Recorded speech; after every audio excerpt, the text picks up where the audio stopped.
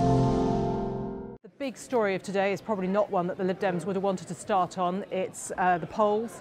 At least, I think it's two polls that put the Lib Dems fourth behind UKIP now, nationally, which is just a terrible way to start. And less surprisingly, but still not very helpfully for Nick Clegg, the party leader, are yet further polls showing his very, very poor personal ratings.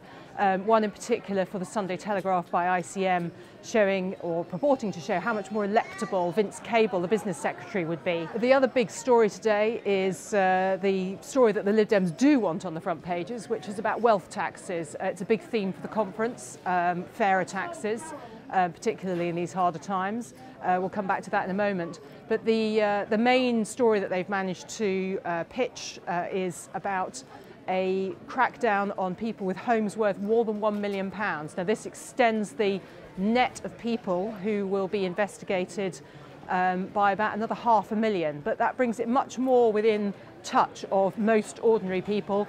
You might not live in a £1 million home or even dream of doing so, but you'll probably know some in your local area or in an area where you work. You may work with people who have £1 million homes. There was another bad headline for them today in the form of an interview or a pamphlet, I think, written by Richard Reeves, who is the very, very recently departed Chief Strategy Director to Nick Clegg.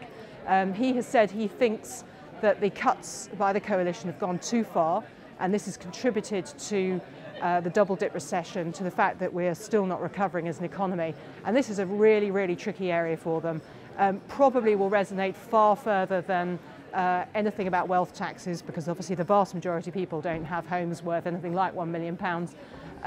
And that is a very, very weak area for them, one that they're not trying to focus on so hard, although there will be a lot of fringe events about the economy. And I think as the week unfolds, it's going to be a really interesting theme to watch develop. There's another theme for this week, which is not an official theme, obviously, but nobody can shy away from, which is the leadership challenges to Nick Clegg. Party conference season is always a good time to be focusing on this sort of issue. It personalises politics in a way that makes it much more accessible for the media and the public.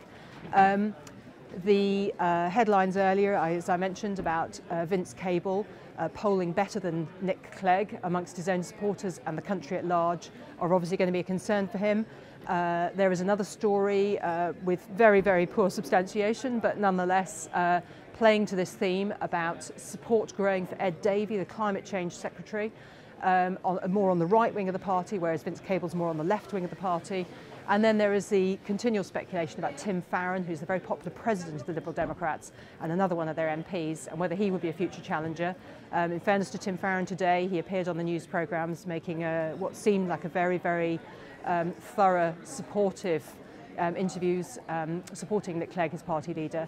And I think most sensible people think it's a year too early for any serious challenge, but nonetheless this week it will be really interesting to see whether this kind of speculation gathers momentum or whether Nick Clegg manages to dampen some of it down and somehow bring his party behind him.